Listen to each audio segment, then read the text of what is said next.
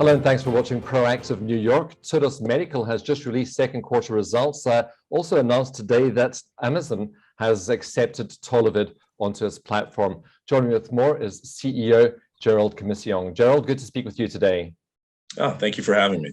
So lots of news to get through. Maybe let's start off with the latest news, and that's the announcement that you've received approval from Amazon to sell Tollovid and Tollovid Daily on the platform. What's the significance of this, Gerald? Well, obviously, Amazon is the largest e-tailer in the world. And given the pandemic, a lot of things have gone online. So for our rollout strategy for our dietary supplement product, really the e-commerce arena is where we're going to have to be particularly effective, especially given that the folks we're going after are typically those who are, more concerned about their health, more concerned with taking measures than less concerned. So for us, this is a very big deal. We've been working on fulfillment, and obviously being on Amazon and using their fulfillment really gives a lot of confidence that the product can get there fast. So for Tollovid, really speed is of the essence when people buy that. For Tollovid Daily, we did launch a subscription model on our own site, and now I think people can start to get used to it on Amazon. And then the obvious benefit of having Amazon Pay and people feeling comfortable and secure that this product has been vetted by Amazon is potentially invaluable for us. And how quickly can you get moving on this, Gerald? It's available today. So you can go online today if you're in the United States and buy Amazon and buy Tollovid or Tollovid Daily. So for us, that was very important to actually have it available for purchase. We were approved several weeks ago, but actually having it available in store for purchase was critical. What's this likely to do to your sales revenue going forward? Well, we projected that Tollovid and Tollovid Daily were not going to be significant for the third quarter, but could become quite significant for the fourth quarter, and we're maintaining that. Our focus is really going to be on marketing for those family gatherings, Thanksgiving, Christmas, Hanukkah, New Year's Eve, those towards the end of the quarter when people start to get together and start to think about additional ways that they can protect their mom, protect their family. That's where the bulk of the marketing is going to go. So we are putting together some additional resources at the subsidiary level to be able to really drive marketing and product. And so we'll be making announcements on those in the near future. Mm-hmm. So you also came out with numbers towards the end of last week, and revenue for the quarter to end June was up strongly. What fueled that growth? Well, on a quarter over quarter basis, it was down for us, unfortunately, but certainly year over year it was quite high. And the reason for that is we were just getting started in our revenue. In the second quarter of last year, we had just made first sales. So the third quarter last year is when things took off, and obviously in the fourth quarter and the first quarter with COVID testing, it was quite substantial. We actually see that it's going to follow a similar pattern. So maybe we're starting to see some algorithms being developed, around COVID here. We expect that in the fourth quarter, COVID testing is going to go up substantially. And we also foresee that in the first quarter, as people are indoors in most of the country, that COVID testing is going to become more and more important again. So for us, it was primarily driven by our clients who are starting to ramp up because we just completed automation. They were just selling their contracts. We expect to see that, again, move substantially higher in the fourth quarter of this year and the first quarter of next year. And we're now positioned to capture not only the third-party sales revenue, but also sales at Provista this year, which we think could be quite substantial. Okay, we'll get back to Provista in just a moment. So while revenue is up year on year, your operating loss narrowed. There was a decrease in R&D, sales and marketing expenses, and that was slightly offset by some growth in some other expenses. Do you see the operating loss continuing to narrow, or do you think marketing costs are going to come in again as you ramp up marketing on Tollovid? Marketing costs will go up. However, we do expect to see, the numbers narrow.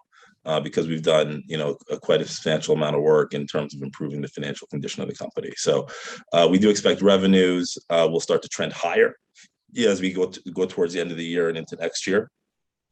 We do see that primarily the major cost center for the company is going to be the Tollovid phase 2 and phase 2/3 clinical trials as oral antiviral for COVID.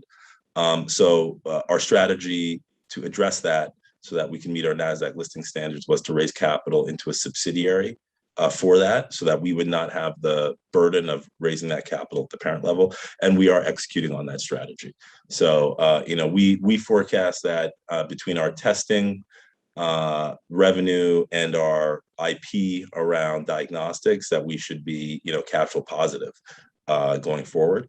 And that, the R&D expense and the marketing expense associated with Tollovid and Tollovid will be passed on to our subsidiary, so it doesn't, substantially damage our parental operations. You mentioned your improved financial condition. Take us through some of the other milestones of the quarter, Gerald.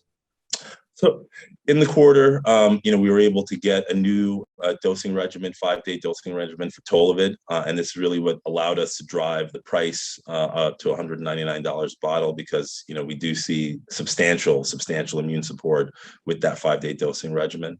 It allowed us, obviously, to make the application and to get the trademarks for that.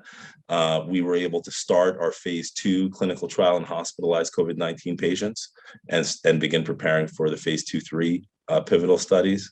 And we also made some progress by completing the acquisition of Provista Diagnostics, which is obviously critical to our long-term strategy of launching LDTs, laboratory developed tests for Videssa, as well as now being able to capture the full value of the COVID testing business as a supplier of COVID testing, not just the supplies associated with COVID testing.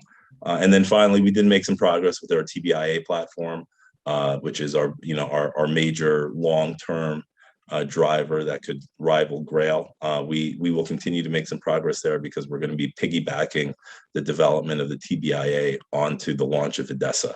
And so for us, the next phase there is just continuing to make progress and tech transferring that platform into Provista, so we can start doing more data analysis and comparing one-to-one.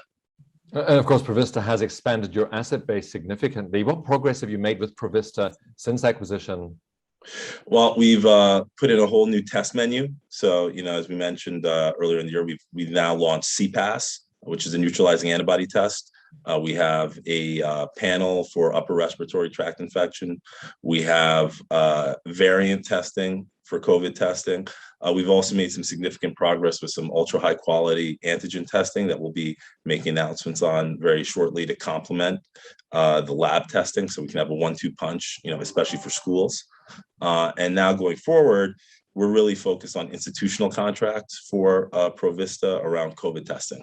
So, schools, employers that need, thousands of tests every day, that is where our focus is going forward, because we have, unlike most labs in the country, we have significant capacity that can take on a huge contract, whereas, we won't have to fit you in. And so we're in discussions with several groups around that, and we intend to, make announcements as they get materialized.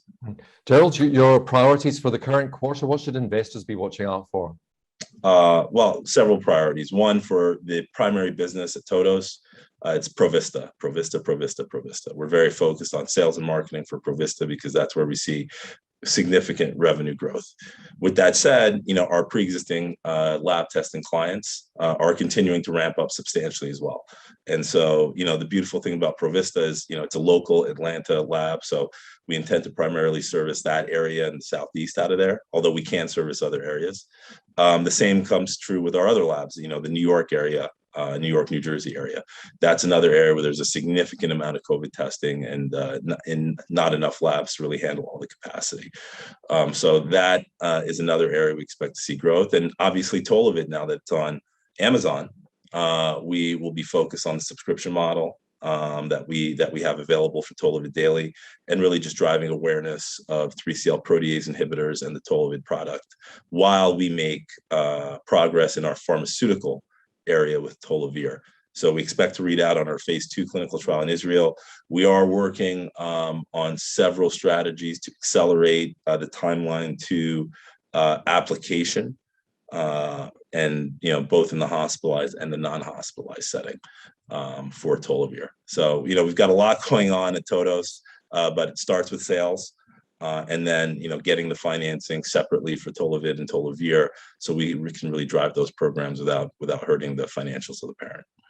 I'm sure I'm going to be chatting to you as you pass all those milestones, but thank you very much for speaking to us today, Gerald. Thank you very much. That's Gerald Commissiong. He's the CEO of Todos Medical.